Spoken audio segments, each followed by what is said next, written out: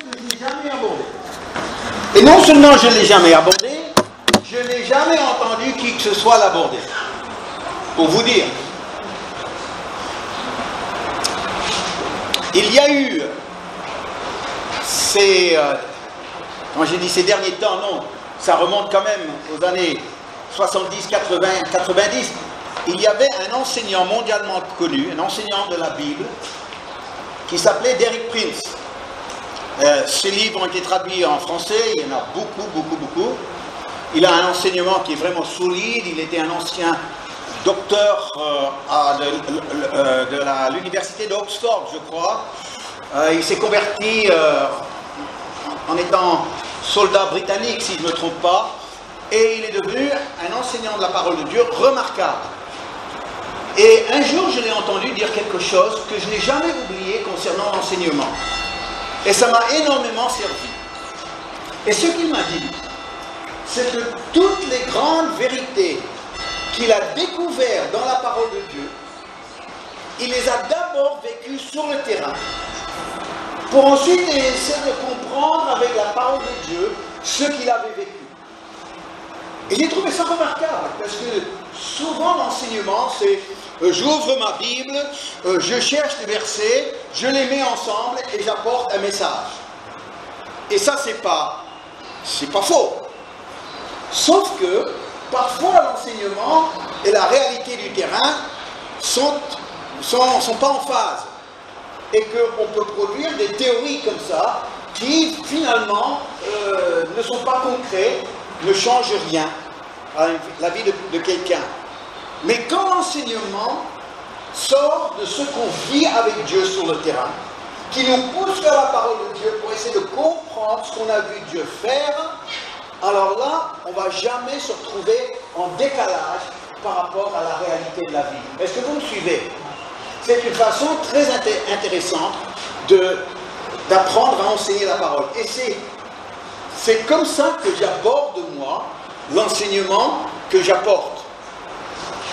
Et voilà que, depuis que nous avons commencé notre assemblée ici, je constate quelque chose que je n'avais jamais compris, je n'avais jamais mesuré l'importance. Et pourtant, c'était quelque chose qui me regardait de face et là devant moi, je ne le voyais pas. Jusqu'au jour où j'ai commencé à vouloir comprendre ce que je voyais à travers la parole de Dieu. Maintenant, je cours un risque ici ce matin. Je cours un risque que, quand je vous dis le thème, que vous allez croire que je ne suis pas très spirituel. Je cours ce risque-là. Je veux vous rassurer pour ceux qui ne me connaissent pas, je suis aussi à l'aise de vous enseigner sur la puissance du Saint-Esprit ou l'importance de la prière que sur le thème que je vais aborder avec vous ce matin, qui est un thème beaucoup plus important que j'imaginais et que vous imaginez. Mon thème ce matin, c'est l'importance de manger ensemble dans le Nouveau Testament. On va manger ensemble ce matin. Oui. J'ai pas entendu l'Amen ou l'Alléluia, mais ça va venir, j'espère. J'étais en conversation avec un leader chrétien à La Réunion il y a quelque temps, et il m'a dit quelque chose d'intéressant qui m'a capté. Et il a dit, je vous suis, vous, Espace Foi Sans Frontières, je vous suis, Pasteur Vincent Esterman, je vous suis sur Facebook. Et j'ai remarqué que vous, soit vous êtes à table, soit vous êtes dans l'eau pour les baptêmes. Et j'ai dit, c'est pas tout à fait faux. C'est vrai qu'il y a d'autres photos que Chantal met, comme des photos d'études bibliques, des photos d'auditoire. Mais c'est vrai que les photos qui attirent le plus d'attention et le plus de commentaires, ce sont les photos de table et de baptême. Parfois, il y a des gens qui sont gênés par ces photos de table. Comme un qui a mis sous une des photos, vous devriez plutôt mettre des photos de louanges et de prières. Alors je vous dis tout de suite, quand moi je suis en train de louer le Seigneur, je n'apprécie pas que quelqu'un me prenne en photo. je n'apprécie pas que quelqu'un me filme. Je suis dans un moment d'intimité. Je ne veux pas qu'après que les gens me regardent sur un écran comme une espèce de voyeurisme. Ça, c'est personnel. C'est pour ça que les consignes par rapport aux photos pendant les cultes, c'est seulement par l'arrière. Pour que, eh bien, on n'envahisse pas l'intimité de la prière, d'un moment de louange. Certains qui ne pensent qu'à projeter sur un écran, eh bien, s'il y a une larme qui coule tout de suite, il va filmer la larme. Et moi, je trouve que ça, c'est envahir l'espace intimité d'une personne. Vous me comprenez? Pour certains, je crois que vous êtes rassurés quand vous m'entendez parler comme ça. Mais ce que j'ai remarqué aussi, c'est que des photos de gens qui font ça, ça ne communique pas forcément l'onction du moment vécu dans la réunion. Par contre, les photos de chrétiens dans la joie autour d'une table qui a ce partage, eh bien, on a eu beaucoup de commentaires, mais les photos, vos photos respirent de l'amour, respirent de la joie. On a eu beaucoup de commentaires comme ça. Mais il y en a qui sont gênés. Il y en a un qui a mis un commentaire qui n'était vraiment pas gentil. Il a mis « Vous êtes de ceux qui disent « Mangeons, buvons, réjouissons-nous, car demain nous mourrons. Vous devriez plutôt jeûner et prier. » Ça, c'est assez typique des jugements et des critiques dans le monde évangélique. C'est du classique, ça. D'être gênés de quelque chose qui n'est pas le reflet de leur propre approche. Donc, je suis interpellé par le nombre de personnes, parce que ceux qui sont dérangés, c'est vraiment dans la minorité. Mais, est-ce que, c'est la question que je vous pose ce matin, quand on se met à table ensemble et on fait bonne chère, comme on dit, est-ce que c'est charnel ou spirituel? Vous n'osez pas dire. C'est tellement bon. Oui. Mais vous voyez, ça m'embêtait parce que ces photos, ça me communiquait quelque chose. Ces photos étaient trop belles. Ces photos, il y avait un rayonnement. Ces photos, j'entendais les gens qui étaient éblouis parce qu'ils voyaient. Il y a des gens qui ont rejoint notre assemblée à cause de ces photos. En disant, nous voulons vivre ce que vous vivez, vous. Chez nous, c'est triste. Chez nous, c'est lourd. Chez nous, on n'a pas ça. Je dis, qu'est-ce qu'ils sont en train de me dire? Parce que des agapes, on a toujours fait des agapes. Mais je n'avais jamais compris ce que c'était une agape. Je n'avais jamais compris. Je comprends mieux maintenant. Après le travail que j'ai fait sur cette question, vous serez étonnés le nombre de fois que le Nouveau Testament parle de la table. C'est étonnant. Alors, premièrement, eh bien, si les disciples avaient une culture de table, c'est parce que Jésus les a tirés dans ce sens-là. Alors, les pharisiens, ils étaient contre. Les pharisiens, ils étaient contre ce qu'ils vivaient autour d'une table. Pourquoi? Parce qu'eux, ils ne vivaient pas. Alors, ils étaient contre, les pharisiens. Et alors, les disciples se retrouvaient, évidemment, souvent à table. Luc 5, versets 33 et 34. Je vais vous donner plus de versets ce matin que d'habitude, pour que vous puissiez suivre avec moi ce que je suis en train de vous dire. Donc, ils lui dirent, ça c'est les pharisiens qui sont en train de se plaindre à Jésus, ils lui dirent, les disciples de Jean, comme ceux des pharisiens, ils lui dirent, les disciples de Jean, comme ceux des pharisiens, jeûnent fréquemment. Ils jeûnaient 2 ou 3 fois par semaine comme une discipline, et font des prières, tandis que les tiens mangent et boivent. Vous vous rendez compte? C'est pas spirituel, ça. Et il leur répondit, pouvez-vous faire jeûner les amis de l'époux pendant que l'époux est avec eux? Jésus répond, il défend le fait que les chrétiens se retrouvaient autour de la table en train de manger et boire, dans une ambiance de fête, dans une ambiance de mariage, dans une ambiance de joie, dans une ambiance d'amour. Pourquoi? Parce qu'il voulait que les réunions des chrétiens soient fondamentalement différentes des réunions des pharisiens, mais même des réunions de ceux qui suivaient Jean-Baptiste. Il voulait que quand les chrétiens étaient réunis, ils se réunissaient avec lui dans sa présence, que ce soit comme un mariage, que ce soit dans la joie, que ce soit dans l'amour, que ce soit une célébration de sa présence. Chose, bien sûr, que les pharisiens et même Jean-Baptiste, lui, ne connaissaient pas. Il voulait que, comment nos rapports entre nous, comment nous vivons notre vie d'église, il nous disait comment il veut que ce soit pour ceux qui portent le nom de Jésus. Et alors, il a encouragé cette culture de table par son propre exemple. Le nombre de fois où dans les évangiles, il est dit que Jésus s'est mis à table, c'est une liste comme ça. Je vous en donne quelques-uns, je ne peux pas vous tout donner. J'ai toute une page d'autres versets que je ne vous donne pas ce matin pour vous dire. Alors, on va lire juste quelques-uns pour que vous puissiez mesurer, tous pris pour les 3 premiers de l'évangile de Luc. Comme ça, on peut voir que c'est la succession et que ce n'est pas plusieurs évangiles qui parlent du même événement. Luc 7, 36, un pharisien prie à Jésus de manger avec lui. Jésus entra dans la maison du pharisien et se mit à table. On ne le voit même pas ça quand on lit. Se mit à table. Luc 11, verset 37, pendant que Jésus parlait, un pharisien le pria de dîner chez lui. Jésus n'a pas dit non. Il est entré et se mit à table. Luc 14, verset 1er.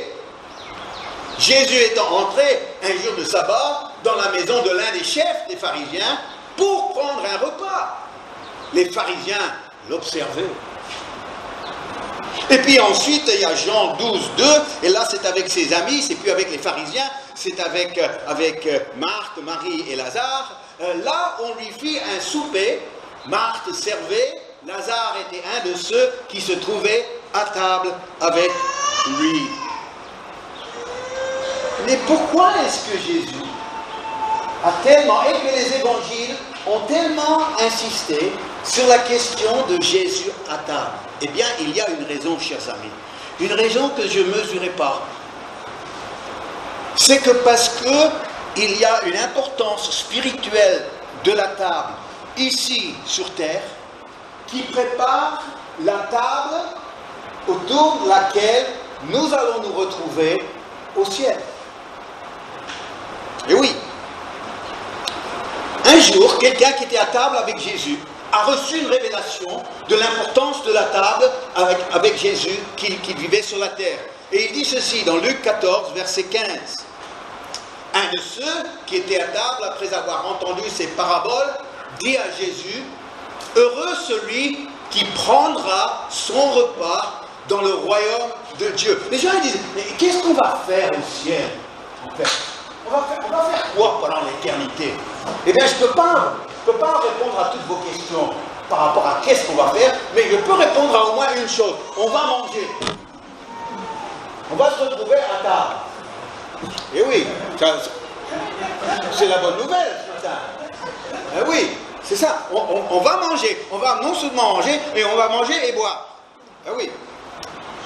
Et ce qui est étonnant, c'est que Jésus, au moment de la Sainte Seine, qui était le dernier repas qu'il partageait avec ses disciples, là encore une fois, c'est un repas, là où il a institué le pain et le vin, que nous avons partagé ce matin, il va dire quelque chose par rapport à cette table au ciel. Et il va dire dans Luc, chapitre 22, 28 à 30, regardez ce qu'il dit. Vous êtes ceux qui avez persévéré avec moi. Il le dit à nous. Vous êtes ceux qui avez persévéré avec moi dans mes épreuves. C'est pourquoi je dispose du royaume en votre faveur, comme mon Père en a disposé en ma faveur, afin que vous mangiez et buviez à ma table dans mon royaume, et que vous soyez assis sur des trônes pour juger les 12 tribus d'Israël. Là, Jésus a parlé de sa table. Paul, il a appelé la Sainte Seine, que nous appelons Sainte Seine, lui, il l'a appelé la table du Seigneur. Et ici, Jésus reconnaît qu'au ciel, il y a une table qui est la sienne, et que nous sommes conviés autour de cette table pour manger et boire avec lui dans son royaume. Alors, quand nous nous retrouvons pour des agapes, où il y a cette joie, où il y a cet amour qui est partagé, et Chantal, elle a l'art de capter le moment. Je ne sais pas si vous avez remarqué, elle est instinctive sur des moments comme ça. Eh bien, c'est un moment, c'est un moment prophétique de la table autour de laquelle nous allons nous retrouver au ciel avec Jésus. Et il y a toute son importance parce qu'on va prendre les mêmes et on va recommencer au ciel, mais ce sera encore mieux. J'ose espérer. J'ose croire. Et c'est pour cette raison que les fêtes des chrétiens, quand ils se retrouvaient pour manger ensemble, étaient appelées des agapes. Des agapes, aujourd'hui, a perdu son sens spirituel. On fait des agapes. On peut même dire entre amis, on a fait des agapes. Sans que ce soit spirituel du tout. C'est un mot qui est utilisé dans la société laïque, faire des agapes. Mais le mot agape, ça veut dire quoi? Le mot agape, c'est l'amour de Dieu qui est partagé. L'amour, pas des hommes, ça c'est philéo. Mais agapé, c'est l'amour de Dieu. Et quand nous faisons des agapes, eh bien nous partageons cet amour de Dieu comme ses enfants. Les parents, quand vos petits-enfants arrivent avec vos enfants, qu'est-ce que vous faites ensemble? Vous regardez la télé ensemble? Dites-moi, qu'est-ce que vous faites quand la famille arrive? Qu'est-ce que vous faites quand les enfants arrivent et les petits-enfants sont là? Vous faites quoi? Des crêpes. Vous mangez. Vous partagez la joie d'être ensemble à travers ce repas. Et quand la famille de Dieu se retrouve, eh bien Dieu rassemble ses enfants. Jésus est présent au milieu de ses enfants. Et il y a une ambiance de joie et d'amour parce que le Père rassemble ses enfants. N'est-ce pas merveilleux ça? De vivre ça déjà sur la terre en anticipant ce jour glorieux que nous monterons au ciel et nous nous mettrons à table avec Jésus. Vous vous rendez compte ça? Il sera là à côté de nous. En ce moment, maintenant, il est là par son esprit. Il est là par son parfum de sa présence. Mais viendra un jour autour de sa table, il sera là. Qu'est-ce que tu vas lui dire? Ah, imaginez pas comme ça. Tes cheveux auraient été plus longs.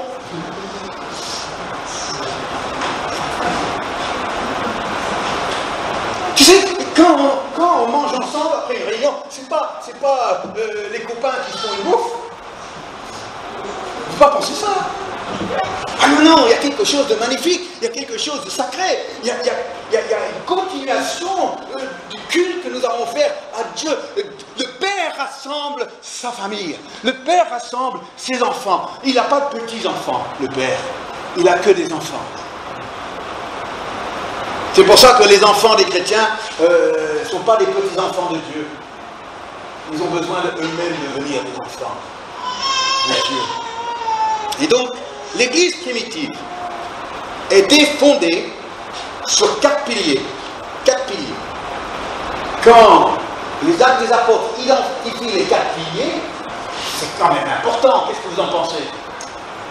Parce qu'il faudrait, si on veut se baser sur la première Église, si on veut être une Église authentique comme les premiers chrétiens avaient leur Église authentique, eh bien il faut vraiment s'assurer que les 4 piliers sur lesquels la première Église était basée, eh bien que nous, pour nous aussi, que ce soit basé. Alors, on a Actes chapitre 2 qui nous donne les 4 piliers.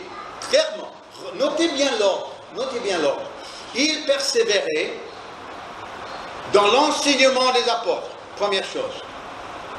Sans l'enseignement, il n'y aura pas de disciples. Des disciples, nous les faisons, Jésus a dit, par l'enseignement.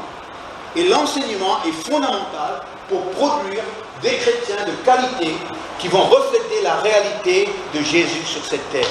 Première chose de l'Église primitive, c'était d'être basé sur l'enseignement des apôtres. Deuxième chose, c'est la communion fraternelle. La communion fraternelle. Qu'est-ce que c'est la communion fraternelle? C'est la communion fraternelle, je ne sais pas, vous imaginez quoi vous? C'est deux chrétiens à la sortie du culte qui boivent un coup en grignotant du chips. La communion fraternelle, ça sent presque mou. C'est comme si, pourquoi ça figure là en numéro 2? Mais pourquoi c'est un des piliers sur la communion fraternelle? Pourquoi? Parce que la communion fraternelle, c'était l'accueil de l'autre. C'était de dire, toi, tu es important pour moi. Mais c'est la première fois que je suis là, mais c'est pas important ça. L'important c'est que tu sois là. Tu es important pour moi parce que tu es important pour lui. Ça c'est la communion. C'est l'amour pour l'autre. Pas seulement avec ceux avec qui on s'entend bien, parce que il y a la complicité plus facile que d'autres. Vous avez remarqué? Non, vous n'avez jamais remarqué. Ah oui, dans une église, il y a de tout. Hein. Il n'y a pas seulement toutes les nationalités, il y a tous les caractères, il y a tous les niveaux spirituels, de maturité à l'immaturité. Et quelque part, la communion fraternelle, c'est de pouvoir communier avec tout ce beau monde. À entrer dans une véritable communion de cœur à cœur. Et c'est là le rôle des agapes, en numéro 2. Numéro 3, la fraction du pain. La fraction du pain, c'est quelque chose qui dure 5 minutes dans un culte. Pourquoi est-ce que ça figure là? Non. Vous ne voyez pas ce qu'il y a derrière. La fraction du pain, c'est là où la mort et la résurrection de Jésus est annoncée. La fraction du pain, c'est l'évangélisation. La fraction du pain, c'est l'annonce du message de la mort et de la résurrection et son retour. Parce que Jésus lui-même, il a donné cette signification à ce moment de partage de pain et de vin. En numéro 3, c'est l'évangélisation, l'annonce du message. Et en numéro 4, ce sont les prières. Les prières, c'est la louange aussi. Nous avons participé aux prières ce matin, à travers les chants qu'on a chantés, ce moment de chant libre dans l'esprit, où le vent a soufflé dans nos voiles et nous a conduits devant le trône de Dieu. Les prières, des moments spirituels. Et tous ces 4 piliers étaient ceux sur lesquels l'Église primitive a été fondée. Mais c'est surtout le numéro 2 qui n'est pas compris par les chrétiens. À Paris, je ne sais pas si vous connaissez les Parisiens. Nous, on a passé 20 ans à Paris. Paris, c'est quelque chose. Normalement, je disais, quand commencer une église, pour l'établir, il faut 5 ans. À Paris, on a mis 10 ans pour l'établir. Les Parisiens, c'est quelque chose. La notion du être ensemble, les Parisiens ne connaissent pas. Paris connaît, je suis dans ma voiture, dans un bouchon. Moi et le bouchon. Le Parisien est un sauvage. Il n'a pas trop envie. Tu sais, quand on a essayé de faire des groupes de maisons pour les Parisiens.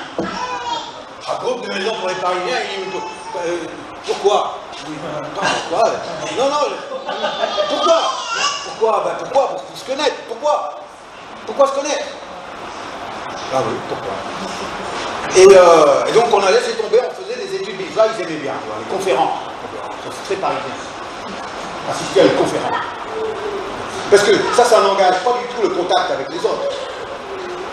Et une fois, et ça se ressentait dans une vie d'église. Un jour, je voyais que les gens avaient du mal à se mélanger, et pourtant ils aimaient Jésus. Et j'ai dit, combien ici, dites-moi, combien ici vivent seuls? Vous vivez seuls. 70% des gens levaient la main. C'est pas étonnant qu'après on est bien avec soi-même. Mais avec les autres, on est plus mal. Donc on les évite. Ouais. On évite l'autre parce qu'il me gêne un peu, il n'est pas comme moi. Je préfère juste des gens comme moi, comme ça on est bien. Et comme il n'y a pas beaucoup comme moi, bien, je reste avec moi-même. Je suis bien avec moi-même. Et une fois, j'ai vu quelqu'un, parce qu'on faisait des agapes à Paris une fois par mois. Alors il y avait les habitués, et il y avait les autres que jamais ils viendraient. Et un jour, j'ai chopé un qui ne venait jamais, et j'ai dit, pourquoi tu ne restes pas pour les agapes? Et il m'a répondu, oh, parce que j'ai tout ce qu'il faut à la maison. J'ai dit, je ne crois pas mes oreilles là. J'ai tout ce qu'il faut. Tu penses que moi j'ai pas ce qu'il faut à la maison? Ah, je me suis fâché. J'ai dit, écoute, les agapes, c'est pas un repas pour les SDF. Non mais écoute, c'est pas les restos du cœur non plus. C'est pas pour amener une barquette. Non, non, j'ai tout ce qu'il faut à la maison. Sauvage. C'était pas toi, Olivier, t'inquiète pas. Toi, t'es toujours partant, j'ai remarqué. Ouais. Oui. Et tu vois, il n'y a pas du tout une notion de la famille. Le père réunit sa famille pour qu'on puisse avoir ce moment de joie dans sa présence. Et c'est pas tout ça. C'est se faire une bouffe, mais j'ai pas envie parce qu'il y a toi aussi. Et s'il n'y avait pas toi, je ne viendrais pas non plus parce qu'il y a lui. Et en fait, j'ai tout ce qu'il faut à la maison. Parce que j'ai un frigo où il n'y a que les choses que j'aime qui s'y trouvent.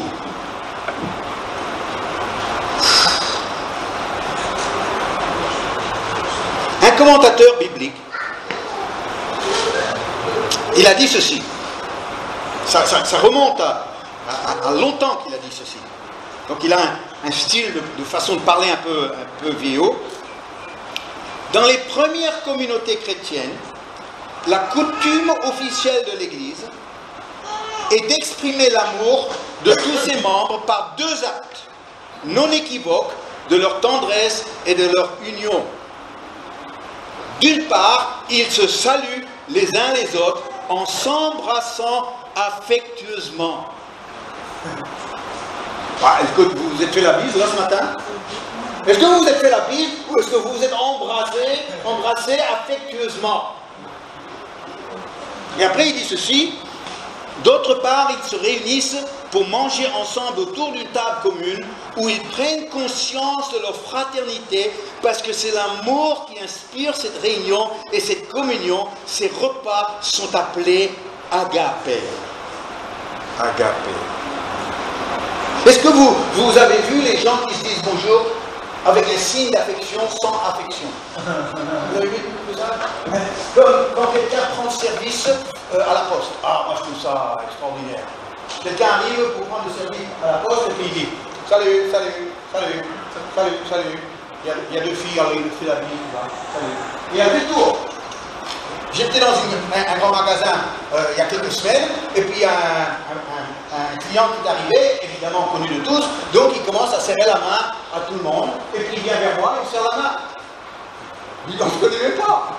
Il me serre la main, pourquoi? Parce que j'étais là, j'avais une main, alors il a serré.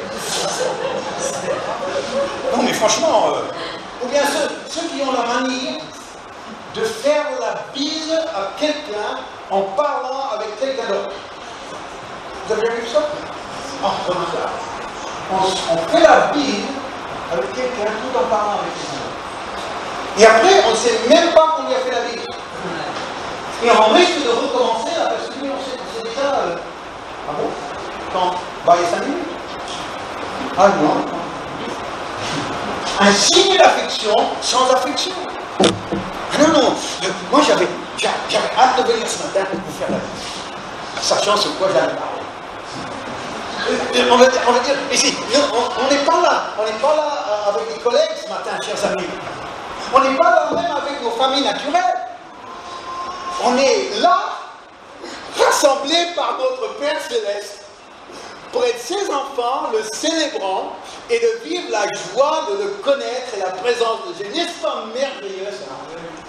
Bah, moi, je trouve ça merveilleux. Moi, je trouve ça merveilleux. Moi, je rate jamais. Moi, je rate jamais.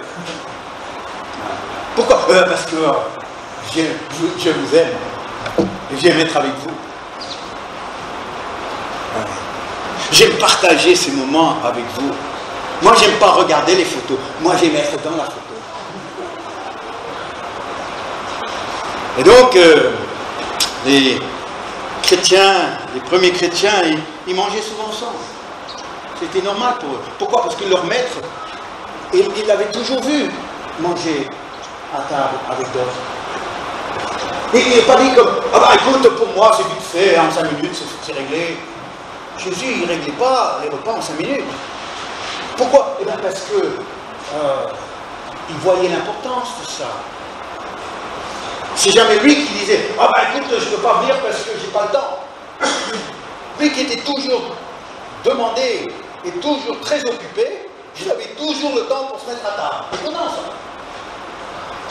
Toujours le temps. Pourquoi? Parce que quand on se met à table, ça veut dire aux gens, je vous consacre ce temps parce que vous êtes important pour moi. Voilà ce qu'on dit aux autres. Plutôt que de dire, bah écoute, j'ai pas le temps. Jésus n'a jamais dit ça, j'ai pas le temps. Ah ben j'ai prévu autre chose. Qu'est-ce qui pourrait être plus important que d'être réunis par notre Père comme sa famille? Et pourtant, quand j'entends les raisons pour lesquelles les gens ne viennent pas, oui, on est libre. Quand je dis ça, il n'y a aucune obligation. Et ce n'est pas moi qui va vous faire une réflexion. Non, non, parce que je vous laisse cette liberté comme je veux qu'on me laisse cette liberté. Mais simplement, c'est parce qu'on ne mesure pas l'importance de ces moments et que quelque part dans notre tête, j'ai dit, ben j'ai ce qu'il faut à la maison. On réagit comme le Parisien. Ou bien, oh non, je ne viens pas parce que j'ai rien prévu. Bah écoute, tu n'as rien prévu. Viens quand même, prends un poulet grillé sur la route. Mais si tu ne viens pas avec un poulet grillé, t'inquiète pas, il y a toujours Chantal qui a 2 plats. Et en plus, aujourd'hui, elle a un gigot. Ça donne envie, hein. Et ce qui reste, qu'est-ce qu'on a mangé hier? Non, mais c'était un couscous. On a mangé un couscous. Pauvre Dani, il n'est pas encore remis. 24 heures passées, il n'est toujours pas digéré. Tellement qu'il a aimé. Tu as trop mangé, Dani, tu me l'as dit. Tu me l'as dit. Alors il a ramené tous les restes du couscous, plus un gigot. Alors si tu n'as pas préparé, nous on a prévu pour toi. Parce que ta présence, eh bien, elle est importante pour nous. Ta présence est importante pour nous. Et alors, eh bien, vous savez, en réfléchissant sur cette question, je dis que finalement, c'est la table qui va faire la différence entre une institution et une communauté. C'est la table. Les gens qui ne veulent pas se mettre à table, ils vont former une institution. Avec toutes sortes de comités, de commissions, de services, l'institution. Mais une communauté se construit autour de la table. Et je remercie Pierre et Monique qui m'ont appris ça. Parce que je ne l'avais pas compris avant de les rencontrer. Et je voyais la facilité avec laquelle ils recevaient, et ils invitaient, ils recevaient. Je me dis, c'est étonnant, je n'ai jamais vu des gens si facilement recevoir, si facilement vouloir les gens à leur table. J'ai dit, ben, ils sont comme ça, alors, ça doit être la Normandie. Voyez mon pauvre raisonnement, ça doit être la Normandie. Alors, il y a peut-être ça aussi quelque part. Dieu se sert de nos racines. Et c'est progressivement, en voyant toute cette expérience sur le terrain, je sentais tellement de choses positives. Je voyais notre assemblée se construire dans la qualité autour de ces repas, que j'ai dit, attends, il y a un truc ici qui m'échappe. Il y a quelque chose que je ne comprends pas. Est-ce que vous avez déjà entendu un message sur l'importance de manger ensemble? Moi, je n'ai jamais prêché sur ça, je n'ai jamais entendu un message. Pourquoi? Parce que ce n'est pas compris dans le monde chrétien. On utilise un mot comme agape et on le fait perdre tout son sens. On le fait perdre tout son sens. Vous vous souvenez, il y a 2 semaines, je vous ai parlé du festin de Lévi. Et comment Jésus a utilisé un festin pour aller au contact de tous ces gens de mauvaise vie et ces péagers et ces publicains autour de Lévi après sa conversion. Et je vous ai encouragé, j'ai dit maintenant, si vous voulez aller en mission, si vous voulez utiliser ce que vous avez entre les mains, eh bien tout ce que vous avez besoin de faire, c'est avec votre salon, avec votre salle à manger, eh bien invitez quelques voisins et faites un repas de Lévi et invitez Jésus à cette table-là. Eh bien Jésus a utilisé la table pour l'évangélisation. avec le festin. Ce n'était pas seulement pour la communion fraternelle, mais c'était aussi pour l'évangélisation. Il était critiqué aussi parce qu'il mangeait avec les pharisiens. Les pharisiens le critiquaient parce qu'ils mangeaient ensemble, les pharisiens le critiquaient parce qu'ils mangeaient avec des gens de mauvaise vie. Ça, c'est les pharisiens pour vous. Ils veulent critiquer. Si tu aimes critiquer, eh bien, tu te ranges du mauvais côté, mon ami.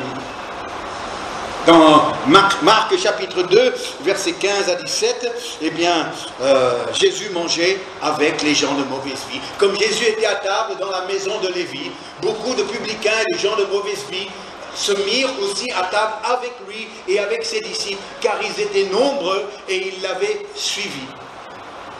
Et donc, verset 16, les scribes et les pharisiens, le voyant manger et avec les publicains et les gens de mauvaise vie, dirent à ses disciples, pourquoi mange-t-il et boit-il avec les publicains et les gens de mauvaise vie? Jésus ayant entendu cela leur dit, ce ne sont pas ceux qui se portent bien qui ont besoin de médecins, mais les malades. Je ne suis pas venu appeler les justes, mais des pécheurs. Rappelons-nous ce qu'on nous a dit, que si un médecin c'est pour un malade, et un sauveur c'est pour un perdu, un chrétien c'est pour un païen. Vous vous souvenez de ça? N'oubliez pas ça. Si un médecin c'est pour un malade, et un sauveur c'est pour un perdu, eh bien un chrétien c'est pour un païen. Et quand tu commences à faire comme Jésus a fait, eh bien tu seras étonné de comment Dieu va te servir de toi et te bénir. Je pense à notre ami Paul, qui était là avec sa famille, une partie de sa famille, dimanche dernier, qui a lancé sa première réunion jeudi soir. Je crois qu'ils étaient entre eux. Mais ils ont invité déjà plusieurs personnes. Ils m'ont demandé un texte pour faire un petit prospectus qu'ils vont mettre dans les boîtes à lettres. Ils vont utiliser leur maison pour inviter, pour se connecter avec d'autres, pour pouvoir enseigner la parole de Dieu et se mettre à table avec eux. Et ensuite, Jésus a dit, en envoyant ses disciples, vous savez ce qu'il leur a dit? Ah, c'est trop beau ça, c'est trop beau. Il leur a dit, Luc 10, verset 8, il a dit, en les envoyant, dans quelque ville que vous entriez, et où l'on vous recevra, qu'est-ce que vous devez faire? Manger. Manger ce qui vous sera présenté. C'est l'évangélisation par la table. Le seul problème avec ça, c'est que si on ne fait pas attention, on commence à prendre du poids. Alors c'est là où je vous dis, pour éviter ça, eh bien, vous devez aussi avoir un régime tomate jambon. Tomate jambon. Vincent et Denis, c'est tomate jambon. Comment on fait quand on fait tous ces repas chaque semaine? Vous n'êtes pas comme ça. Eh bien, parce que c'est repas, on équilibre avec tomate jambon. Et puis il y a Cathy qui m'a dit, tomate jambon ou blanc de poulet et haricots verts. Quand il m'a dit ça l'autre soir, il y a Jean-Luc qui a protesté avec moi. Faut plus que ça, faut plus que ça. Trop beau ça, trop beau.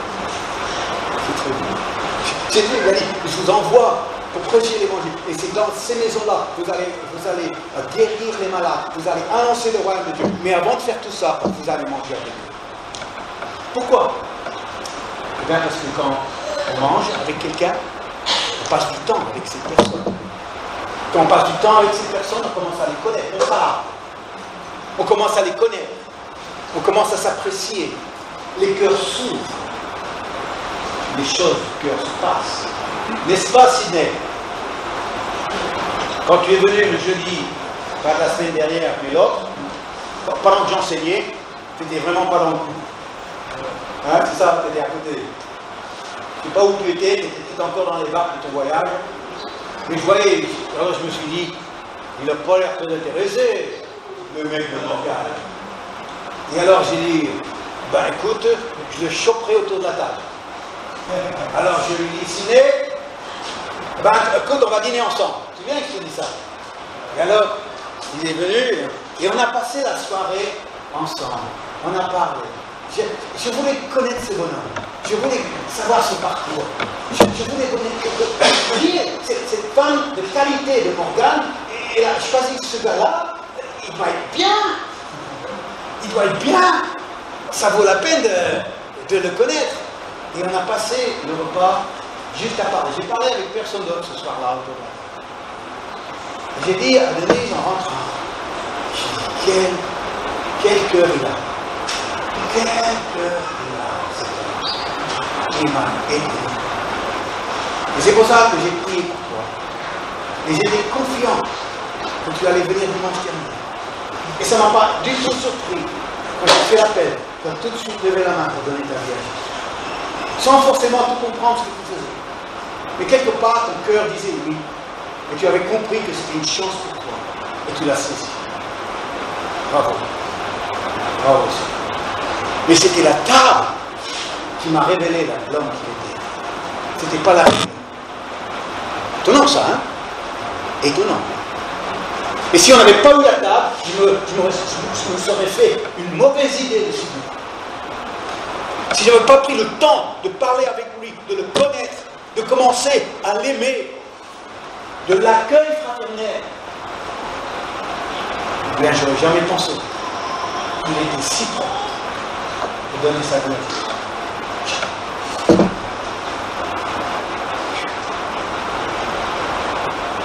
Vous savez, quand j'invite les gens à donner leur vie à Jésus, à choisir un nouveau chemin, à choisir le chemin qui a été tracé par Jésus lui-même, je vais souvent utiliser Apocalypse 3.20, qui est un merveilleux verset qui invite la personne d'ouvrir la porte de son cœur, les inviter Jésus à rentrer. Vous connaissez, voici je me tiens à la porte et je frappe. Si quelqu'un ouvre la porte ou m'entend et m'ouvre la porte, entend ma voix et ouvre la porte, regardez comment ça se termine. J'entrerai chez lui. Lisez avec moi. Je souperai avec lui. Et lui avec lui. Il invite la personne à ouvrir son cœur, à ouvrir sa porte, à ouvrir sa vie, à laisser Jésus rentrer. Et l'objectif premier, c'est de pouvoir se mettre à table avec cette personne, pour commencer une relation, un partage, consacrer du temps. N'est-ce pas merveilleux? N'avons-nous pas été dans le brouillard sur l'importance de manger ensemble en tant que chrétiens? Et d'inviter ceux qui découvrent le Seigneur, de venir à nos tables. Parce que quand on découvre la table de Lévi, la table des païens, ça ouvre la porte à la table des chrétiens, qui ouvre la porte à la table du Seigneur. Le programme,